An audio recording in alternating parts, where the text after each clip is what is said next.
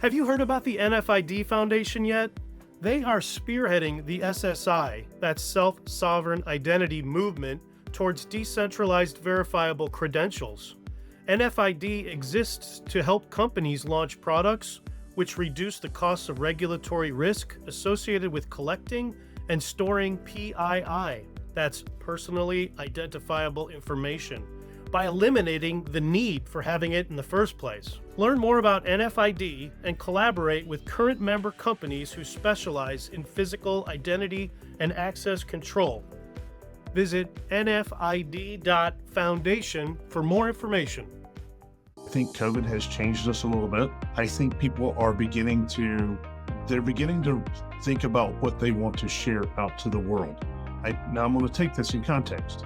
For a business, folks don't want to share their PII. They don't want to give up their face, their name, their information, for the most part, to their employers.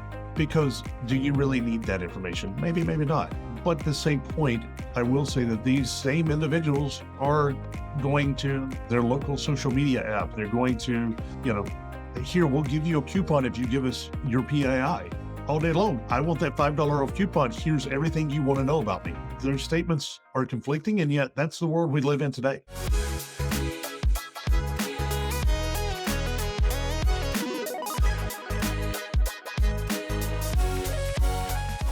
Good morning, good afternoon, and good evening. Welcome to the Aid to Entry podcast, and thanks for tuning in however or wherever you found us. At Aid to Entry, we speak with executives, tech geeks, influencers, and changemakers who are embracing new identity technologies in the digital transformation of physical and online access. Now, what does that mean? Stay tuned, listen closely, and you'll find out. Because what we're talking about affects every part of society. In Season 1, we'll mostly focus on physical security. We will talk with leading security experts in the industry who are beginning to see what I refer to as the art of the possible, which is using new identity technology solutions for creating a more touchless, mobile, frictionless experience for their end user customers. In this case, we're talking about physical and online access permissions at work and at play. Everything from boarding an airplane, getting approved for a home loan, going to a stadium to see your favorite sports team or concert, paying your taxes online, to logging onto your computer at work or just having a work door open because you have access permission using Aid to Entry technology. I call it moving from a Flintstones to Jetsons world, and it's happening before our eyes if you look for it. Critical to the conversation, though, we also need to be able to look at the legal, privacy, compliance, and trust issues we must take into consideration as we continue down this path. We need to educate the public about what businesses are doing with our PII, personally identifiable information, our data. I'm your host and tour guide, Doug O'Gordon, Chief Identity Hunter at Get to the Point Media. Now let's get to the point. Okay, so this is it. It's premiere episode, Season 1, Episode 1, and I'm thrilled to kick off this project with Jon Polly, the CSO, Chief Solutions Officer at ProTecht Partners. His hands-on experience and background in law enforcement and security gives Jon his own unique perspective.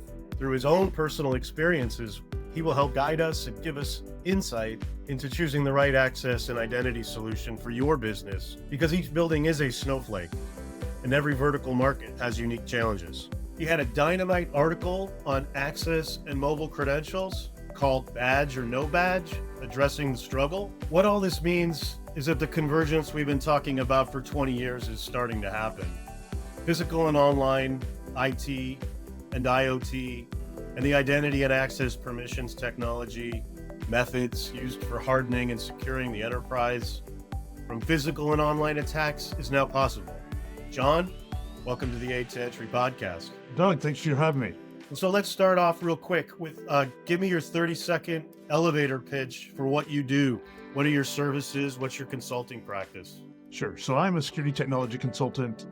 Like a better word, I get to geek out over technology. I work with a number of the manufacturers, understanding what they have to offer, what their current roadmap is, what their 18-month roadmap is. And then I work with end users and other consultants to be their technology resource. And so that way I can bring my 20 plus years of experience of what's in the security market from a physical technology world, technology uh, offer to consultants and end users who they've got a use case, but they don't know what's going to make it fit. Because what I've found is that a lot of end users have them, they already have an existing ecosystem, but they've got to figure out what works in their ecosystem. As you mentioned the Snowflake earlier, I've got, I've already deployed something. I can't go and rip and replace it. It's not cost effective. I help them figure out what those pieces are that they need to make work inside what they've already got. Awesome. And because you're in law enforcement or your background's law enforcement and security integration, like where does that take you mostly? Your client base is mostly what? You know, it's been all over the board. I wish I could say it was one specific thing. My passion is smart cities. My passion is to work with police departments. However, I've also found I found a number of clients that when you peel back the skin of smart city, right? They have the same problems as much as your Fortune 500 clients do. And so maybe we name them a couple of different things, but we have, you know, multiple stakeholders have bought a number of different types of equipment. You know, they've gotten caught up in the problem of the shiny widget syndrome, right? Everybody's bought their shiny widget, has no idea how to make it work. There's a lot of what I call in the background of orchestration, right? Or you know, being the conductor to the orchestra. If you're walking uh, into a client site or into even a large system um, today that multiple stakeholders have been involved with, you end up with seventh grade band on day one, and everybody's blowing their music at the same time, and it kind of sounds a little hideous. That's where I have to come in and help them figure out how to make this system that they've now put together actually work in a way that makes harmonious music and not seventh grade band on day one, if that makes sense. I almost call that herding cats. You know, it's there's many ways to talk about There this. is, and it's never going to, you know, let's be honest, it's never going to be perfect. But at the Yeah. same point, there are a lot of systems out there that so many hands have been in the cookie jar that you've got crumbs from everything in there right now, and sometimes it just needs to get cleaned up and figured out how to make this work. That's where I come in and help those again end users, as well as a number of my clients or consultants who they have those end user relationships that uh, they need a technology person to say, hey, what works with what we've already got, right? And Yeah. instead of starting with a block of rock and trying to make a wheel like in the Flintstones that you mentioned earlier, we already got a wheel. Let's just make it polished. Let's figure out the right wheel to put on there. Sure. Well, so great. Now we've sort of teed this conversation up a little bit. I'm teeing it up again for today's real topic, which is the discussion. Part two of our discussion is kind of where we're picking this up. I'm going to let the audience in on a little secret that this is really part two or a recap of a panel we did last fall called The Art of the Possible at the BIPA Turns 15 event that was held live in Chicago, October 2023. I believe you referred to it as the BIPA bashing party, and I didn't really want that to be the point. But No, you didn't, and I apologize if it came out the wrong way. No, it's the um, there's some real reasons for that though. So um, yeah, it was and we'll all get meant to those. good in good terms though. Because society really does want a really good tech experience that helps make their life safe and convenient, but at the same time we need to continue what we're practicing or maintaining to begin to practice is the privacy stays private, and I believe that's sort of a new chapter to the physical security market. I could be wrong, but that wasn't a big concern until most recently. You know, I think you mentioned COVID earlier. I think COVID has changed us a little bit. I think people are beginning to think about what they want to share out to the world. Now I'm going to take this in context. For a business, they don't want folks don't want to share their PII. They don't want to give up their face, their name, their information, um, for the most part, to their employers. Um, because do you really need that information? Maybe, maybe not. But the same point, I will say that these same individuals are going to the local, you know, their local social media app. They're going to, uh, you know, here we'll give you a coupon if you give us your PII, Right. and they've, you know, all day long. I want that $5 off coupon. Here's everything you want to know about me. You know, their statements are conflicting, and yet that's the world we live in today. Well, and just for our audience, PII means what, John? Personal identifiable information. Thank you. It is what you are in the ones and zeros. It is anything that somebody can identify you, which could be a picture of your face. It could be a social security number. It could be a digital identity, a physical identity. Um, uh, any any piece of what could be considered you in the world, and that world could be, again, physical or digital. Hey, this is just in. As a bonus for you attending in the chat today, we'll put the 10-page, 6,000 word e-transcript with pictures from the October 6th, 2023 BIPA Turns 15 event panel. This will be exclusively in the chat during this episode. I'd like to present what I believe are the three major findings that we uncovered from the BIPA Bash or BIPA Turns 15 Art of the Possible panel. I'm going to recap it and then we'll go through each of them. But the first one, because we learned a lot, I thought. Did we learn a lot? We learned a lot. Yeah. I enjoyed myself tremendously. And you put together, just, you know, an aside, you put together a stellar set of panels. Thank you. So those three biggies that we learned, and then you can riff on each of them separately. I'll mention all three, beginning here, is that number one, the BIP allotted day is not being used for what it was intended for originally. Number two, deal with it. BIP is just like privacy. It's not going away. You've got GDPR, CCPA, QB, and now a whole new string of AI laws coming. And then number three is there's no playbook, no guardrails on how to follow these BIPA rules. Even after we put the technology into a building, you're kind of on your own. Okay, so let's start with the first one. The BIP allotted day is not being used for what it was originally intended for. John, why was the BIP law originally created? It was originally created because there was a company that was going bankrupt that held fingerprint uh, data, and it was created to protect that fingerprint data from being dispersed into the world, if I remember correctly. Yeah, the company was Pay by Touch, and they were rolling out into grocery stores in Chicagoland at the major grocery store in Chicago called Jewel. And then they ran into trouble. This was 15 years ago, by the way. So, this technology, think about what fingerprint and mobile technology was like 15 years ago. It was a joke. They fizzled and they were just ahead of their time and went bankrupt. And during the bankruptcy proceedings, they liquidated the company and sold the database. And Illinois went, holy cow, we can't let that happen again.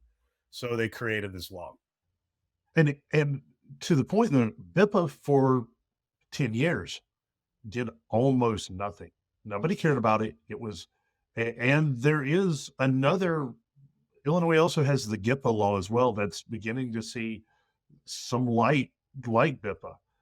But it wasn't until, I don't know, 5-6 years ago that the first BIPA lawsuits started coming out, and they came out against Ray-Ban, and they came out against it was around customer experience, but all of a sudden a number of lawyers figured out that, hey, this 4-page or 2-page BIPA law sits out there that says you can't hold biometric information for more than a certain amount of time. It's right at a year. All of a sudden, they started looking at it and says, hey, it's $1,000 per incident. Well, if I put all those incidents together, well, that's a lot of money. And so today, I think BIPA has turned in more of a financial money grab, if you will. And I don't think that was the original intent. But at the same point, there were, as you mentioned before, there were no guardrails put on BIPA um, to prevent that. You're seeing some new things come out. You mentioned QB out of Texas that are having that have some limited guardrails. But again, it's BIPA has been the gold standard for what do biometric laws need to look like. Um, if everybody's not familiar, there's a new European Union AI law that is making its way through, and a year ago, I don't think anybody thought it would happen. It sounds like it's going to move forward in some version of its statement, and you know, instead of $1,000 fine, it's a $400 million fine, or 7% of your of the company's global profits or gross profits for the last year. And oh, by the way, that applies to not only the manufacturer, which manufacturer and end user, which BIPA applies to. It's also the consultant, the distributor, and the integrator in those things. And so, Oh, and the software provider too. and the software, it has far-reaching applications. Now, there are some guardrails that have been put up on this. I don't know. I don't think that there's enough right now, and I think that's the security industry is looking at that. But going back to BIPA and laws like that, the lack of guardrails allow companies to be a target, right? Even ones that don't, what they're doing is they have good reason to do it, right? It's not they're not going after people. They're simply, I want to make my user experience better, right? Ray-Ban wanted to let people know, hey, if I put my glasses on my face, what does it look like on my face? You've got people that are putting up biometric readers today. Very interesting technology. Some are better than others, but it's a user experience. It's so that I don't have to slow down, so I can walk through that door as I come into the building. If you don't handle that data right, and BIPA really does is there to say, if you don't handle the data right, somebody's going to come after you.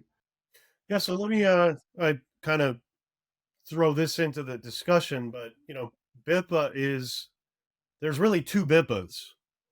There's the digital BIPA, and then there's a physical BIPA. And in our world today, you and I, our discussions, we like to talk about the physical BIPA, which really doesn't get any media attention whatsoever, um, other than who's paying who. But the news media covers the facial analysis template, that virtual try on, anything that's happening on your computer is BIPA news in the media world. My discussion is more on this timekeeping and physical access control and employees entering and exiting, clocking in, clocking out. That's where we live. Um, there's over 2,000 BIPA lawsuits, and 1,900 of them are the timekeeping and access control people, companies, small businesses. If you look at the pie, though, billions of dollars have been served, paid out in class action. Um, Meta alone has paid over 750 million. That's Meta and Instagram, or it used to be Facebook and Instagram. I have my own theory, but I don't think Facebook changed their name because they wanted to. I believe face was in their name. So they pivoted and called themselves Meta, like right during that time frame. And I was really trying to make that point that we need to talk physically, because chicken processors and roofing distributors and the little guy in Illinois, and really BIPA is only an Illinois law. You can only, say I'm going to sue you and collect a lot of money in Illinois today.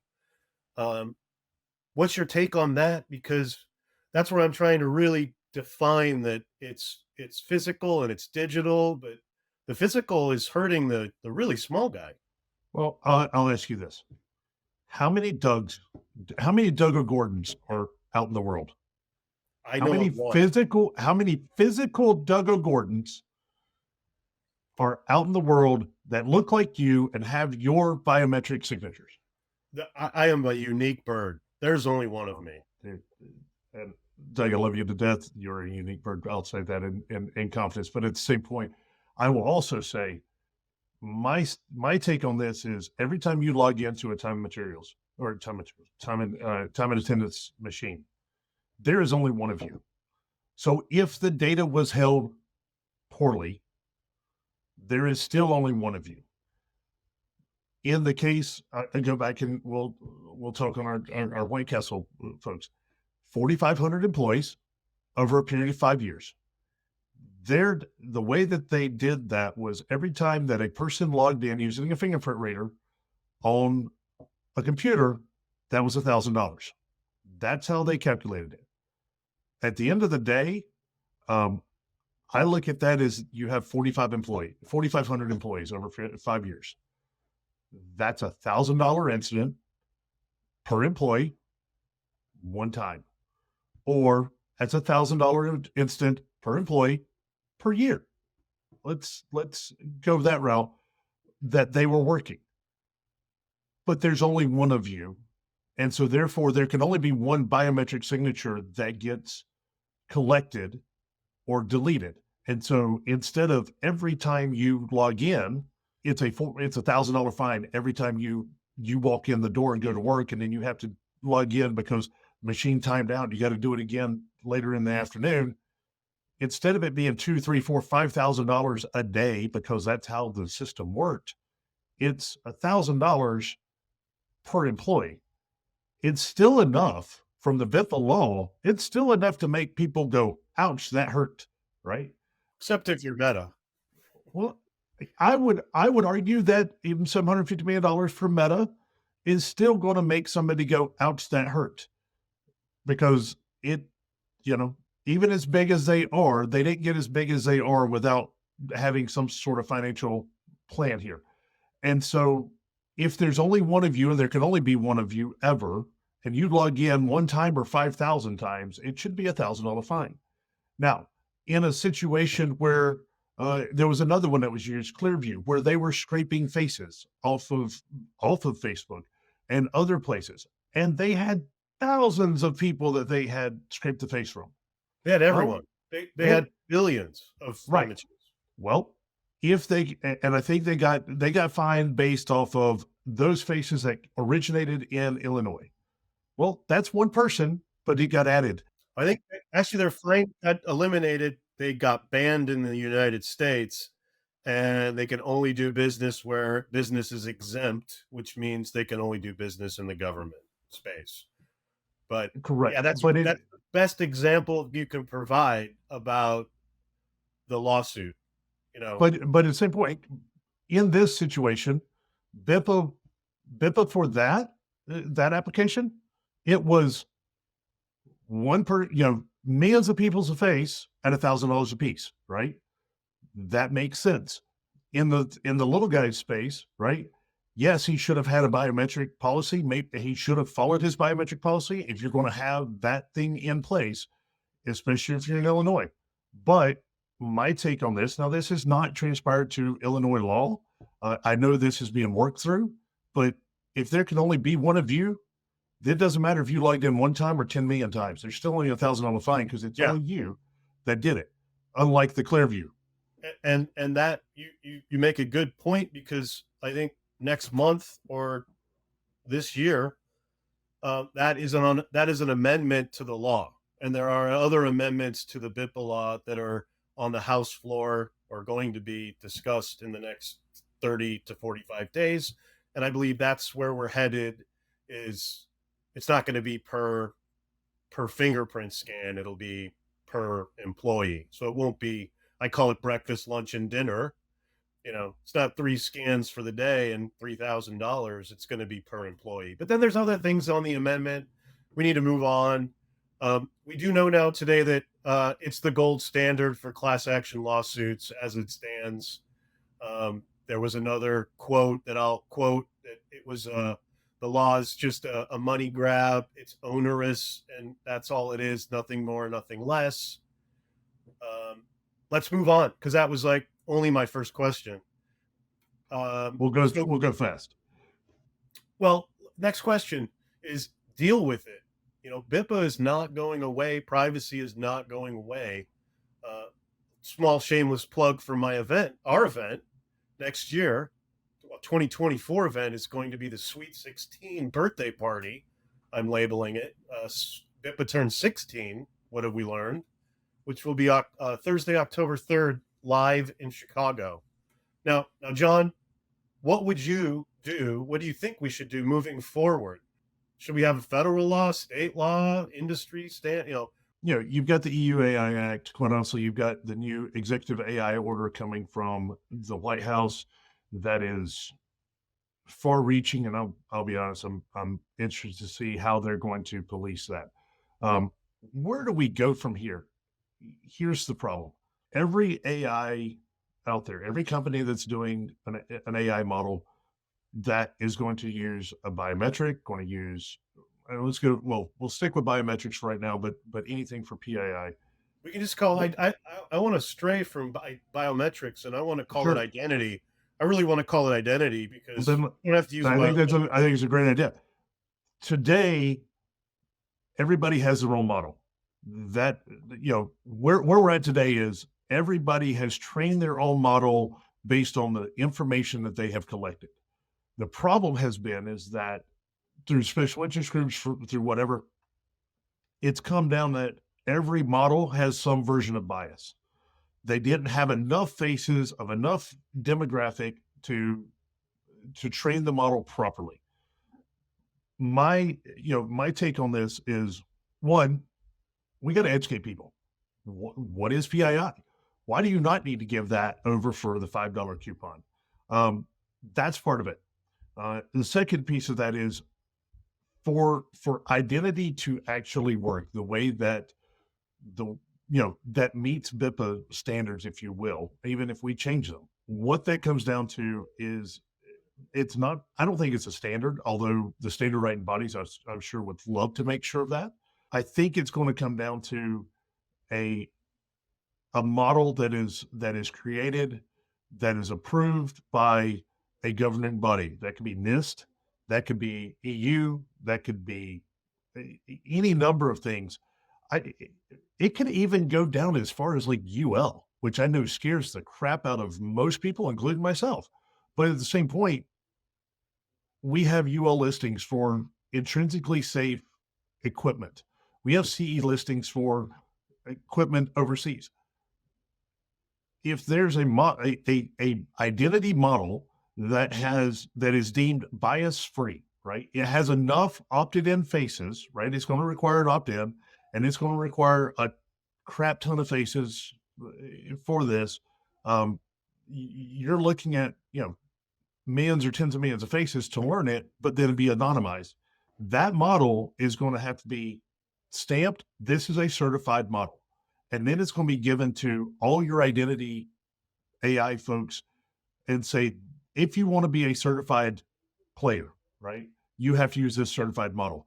Doesn't mean that they can't do their own thing. And a lot of folks are going to say, no, I'm not going to do that. But if you want to have the certified model, it will come from this organization, and then you'll put your special sauce on top of this, and that will be your analytic or whatever it is that you're doing with identity. But you've got the certification based on this versus, well, you don't. What that turns into, well, let's go back to our UL listings. That, do you have your UL listing or do you not? Right? That's a question. But we're already seeing some stuff around AI doing things like that. My next question was, how does AI fit into this conversation with the day-to-day for physical access and managing physical access data? Do you have that certified or not? Again, identity. But within an AI, you have to have a policy around it. And I think you're going to see companies are going to have today they have a biometrics policy. I think they're going to have an overall, what is our AI policy? How do we, if there are no guardrails in place today, we as a company have to make guardrails so that we don't go off the road. Right. But so that leads me to number 3 question is, that was my biggest takeaway from BIPA. We had privacy experts, we had lawyers, we had politicians, we had technology experts, and each panel, and again, I'm going to put the transcript into this chat along with your wonderful article about, what's it called again? Badge or no badge. Badge or no badge. That's episode number 3 or 4 or 5. That's down the road. We can talk about that. That's a full other episode. But the takeaway that I got from all the people in the room, they all looked at each other and said, wow, what we just talked about, if there were these guardrails that we mentioned in place, there will be no lawsuits. And when I say there's no guardrails, BIPA's a 2-page law. It's very fuzzy, but once you've implemented an identity solution in your building, like timekeeping using a biometric, you're flying blind. There's no rules. There's no rule book. There's no guardrails. There's no consent form. There's no signage that says there's none of that. Let's make this discussion take it a little bit smaller. We'll go from, I call it civil identity. We didn't really get there too far on civil identity, but civil identity is when we're trying to put the entire universe in a database and manage, let's say, entry exit into the country. Now that's a big lift, and we're getting there. Mobile driver's licenses are coming on, but I want to pivot from large language models to little language models. And what that means to you when I explain that is, meaning the little language model is you're going to work with a customer who's like got 10,000 employees. We're not talking about the entire planet. How could we harness this technology and begin with it from inside of a building, but do it properly with privacy, trust, consent? Give me the art of the possible with a business that could actually maybe try this out. Yeah. So I think there's obviously the way that we can take this and we can say, let's build it in-house. The reality is there's a lot of really smart manufacturers out there who are doing some really cool things. I'll give you an example of one. And I came across them the other day. And I think that it's exactly what we're trying to do with those little language models. They got their genesis because the guy that was started the company was working for a higher education entity. And on day one, when the new students come in to go get their ID cards, he would have 22,000 students walk in the front door, and they'd sit there for hours trying to have him print out a badge, right? They came up with a way, and cloud hosted has its own concerns, I'll be honest, but cloud hosted way of sending the prospective student or the admitted student, right? They've already signed their paperwork. They're good to go. They paid their first check. And a week before, 2 weeks before school happens, they get a text message that says, we need a picture of you. Please, it needs to be these parameters, all that. Please take a selfie. Lack of a better word. They take a picture. It uploads directly through the link that they just clicked on. They do some AI to make sure that, the face is the way they want it to look like. The background's not all wonky and all this other stuff. And then they send an email to the school and says, hey, the picture for John is ready. Here it is. Download it, right? Or it comes back and says, hey, John's picture looks like Beyonce. That's not him. Pretty sure we're going to kick that one back and let them know what's going on. Or, hey, this one's just a little off. Do you like it or not? You have the right to reject it. So they've got some things built into it. But all of a sudden, what ended up happening was on day one, all of the identity cards were already pre-printed out, sitting in an envelope ready to go. Now, when the student walked in, they looked at the badge, looked at the person, and said, "Oh, it says John, but man, that looks like Doug. That ain't right. We got to fix you." And they fix them on the spot, right? But that's 1 out of 22,000. That's the human in the loop that needs to be Right. there still. Right. I always like to throw in a human because that's, we're getting too autonomous. So now they do have a feature though that allows them to take, as we move into mobile credentials, which I think is probably the biggest elephant in the room right now that I'm dealing with. I like mobile credentials, but I think that goes into that badge or no badge. There's reasons to use mobile credentials. there's reasons not to. And there's a little bit of demonizing going on right now of how polarizing that is. And in real time, you have your credential in hand, which opens the door. And I know they're not moving this direction yet, but you think of visitor management. I now have somebody sending me an NDA to sign, my Wi-Fi codes, all this, and now I take a picture of myself. Because today you get that off of a little grainy camera that somebody holds up and goes, "Hey, here's the camera. Look at the camera." Okay, and now we put it on, and it just prints us a little black and white badge, right? Mm-hmm. What if we could take? That's the Flintstones version. That's the Flintstones. What if I have that, and I'm able to do that on my phone on my way onto the site, so that when I walk in the door, you already know who I am, versus me telling you who, even though I filled out paperwork, I have to walk in and say, my name's John. And then you still have to go through that 5-10 minute of take the picture, all that. If all of a sudden you can go, you're visiting the site. Hey, Doug, you invited John for lunch. Is this John? Yeah, that's him. Okay, good. All right, we've talked about the three things. We've mentioned the art of the possible, and now let's just and we've got just the right amount of time to go through the speed round. I'll call it. It's my speed round of questions where I just want it brief and short. You do know who I am. That's Are you brief and ready? short, or not in my conversation. Hold on, let me get my gopher. Well, if I give you this, I'm gonna say let's move on. I got you. Okay. Speed round. Okay, in your world today, what's the elephant in the room?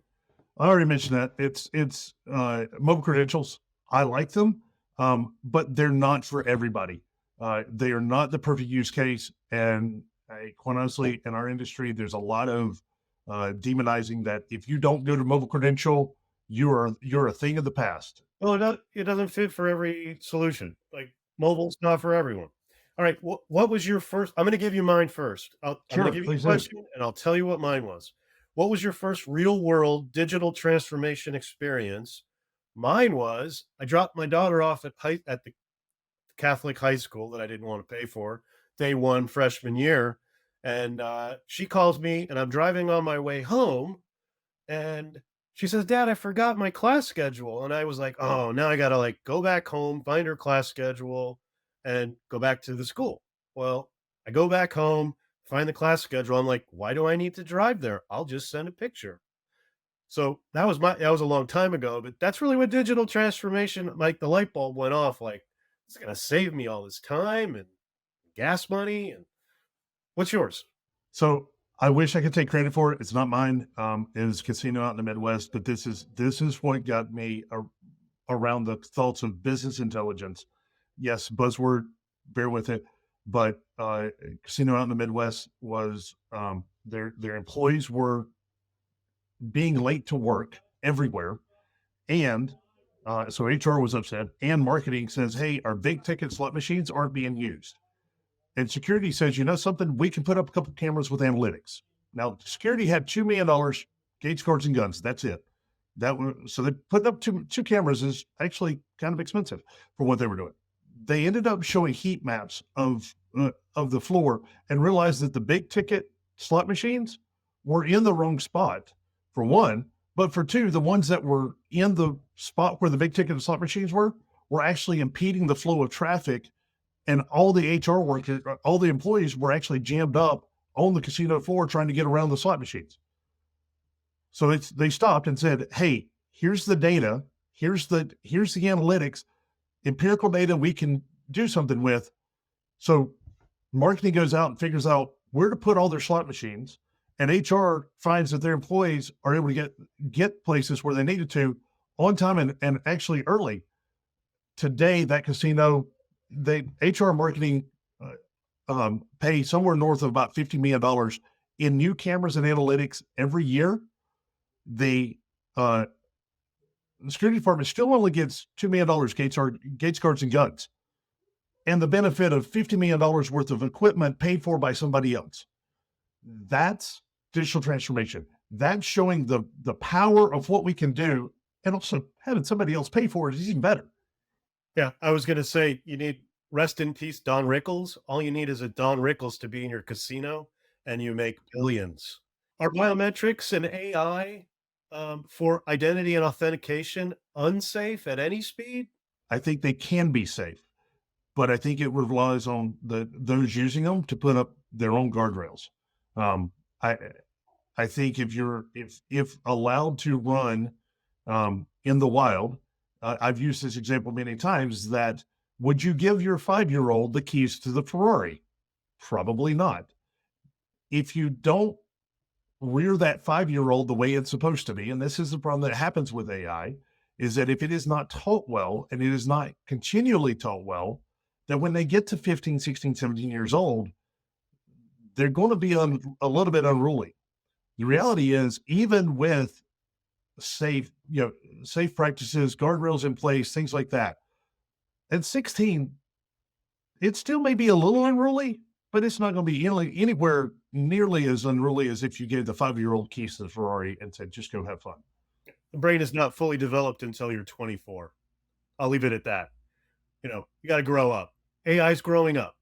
It is, but it's got to have the right training, and it has to have continual training. Vacation destination, beach or mountains?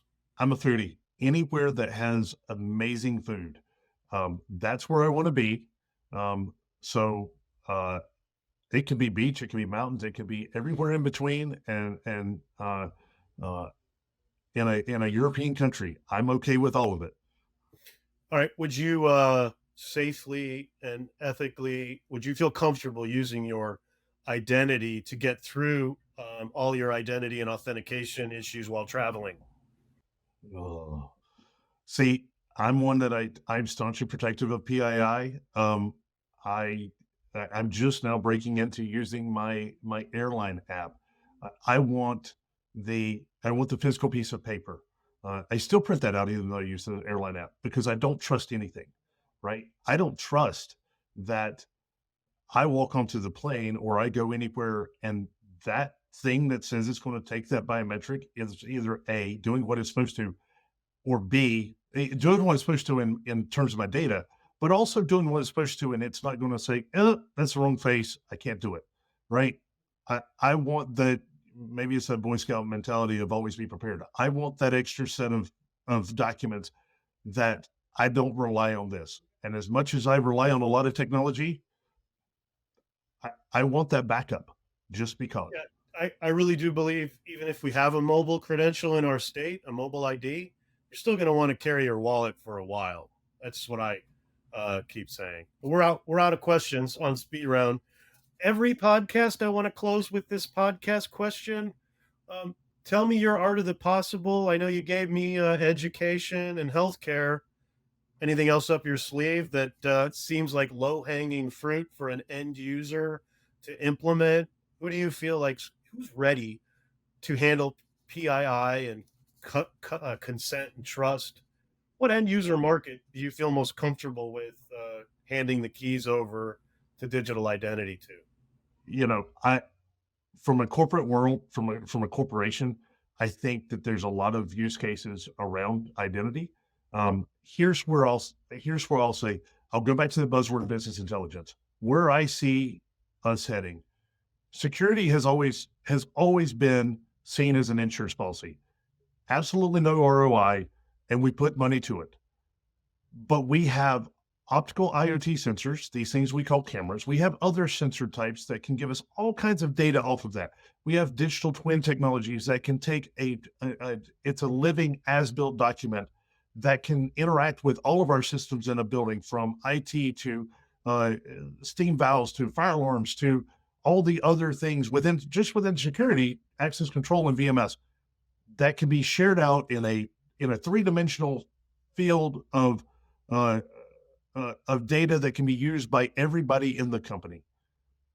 That's the art of the possible, is this concept of being able to use business intelligence, being able to task equipment that we've already purchased through the security department and other departments in the building to be a comprehensive system that's used by everybody, not just a system that sits over here as an insurance policy.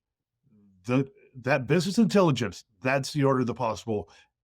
And we're getting there. I don't think we're fully there today. And I don't think everybody's looking at it in that realm.